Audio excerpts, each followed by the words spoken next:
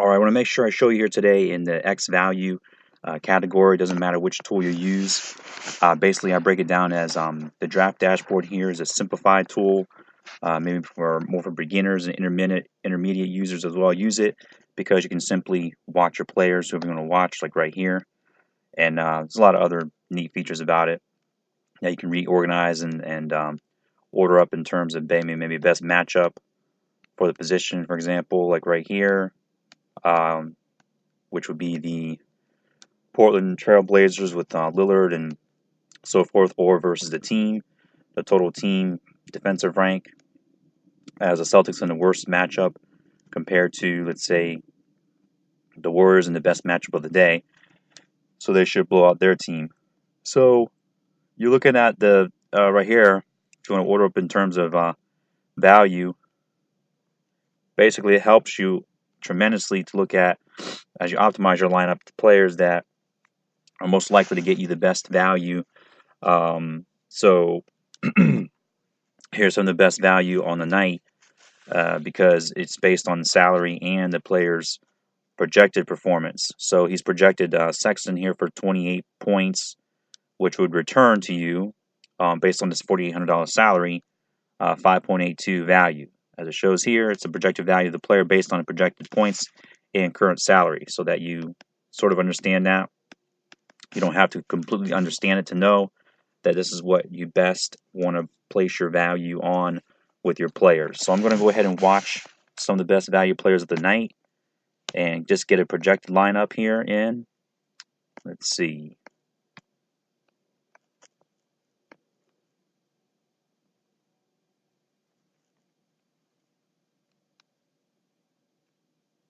So we don't need to put in injured players. I don't think it's probably necessary. As we're getting in a lot of cheap plays right here. As you can see, it obviously is. There's no studs or superstars in a lineup, so we just want to watch enough players to get something rolling here. So we got really 1, 2, 3, 4, 5, 6, 7 players. Let's make it 8. One, of course, is going to be dropped on FanDuel as you put in your lineup, and so you can make sure you get that going. It also shows their usage here and things like that. Last 3 games, minutes, as well as fantasy points scored, all valuable info, and all these green lights.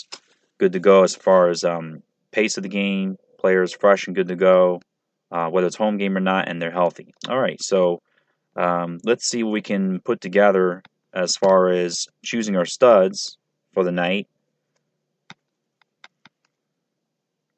See what kind of value we can get out of them and how we can go about finding the best plays to go along with those value guys and see if a lineup comes up. This is the easiest way, most fast and efficient to put a lineup together to your liking, I would say. Okay, so I don't see anybody at the top. Let's see who's the best, comes out the best optimized overall using the value matchups and so forth. I'm looking for, these are the sleepers. I'm in the sleepers section. You got to click on studs to get to the studs. Okay, those are just more cheaper value option plays you can look at in that section. Now we're at low risk proven players as the top of the list. Anthony Davis, according to his usage and value, that looks just fine for his price range, even as a 4 point. Well, let's check that here just by going here to reference our chart as I bring out in the blog, wealthyfantasyfootball.com.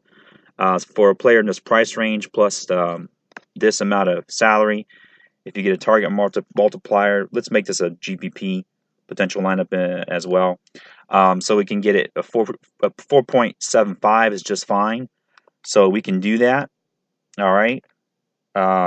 Because he's more money than he's just a lot of money. So if we get that kind of value, that's fine. We can fit him in there. That's fine. We can also go at 4.6 and Rudy here. Curry, 4.25, as I mentioned, at least. X value, all these guys are good to play. So we're just, once again, get ourselves enough players to have at least a 4.25 value. And they're projected, obviously, for a lot of points here in the 40 range and the 50s range for Davis. And now let's see what kind of lineup optimizes for us right now.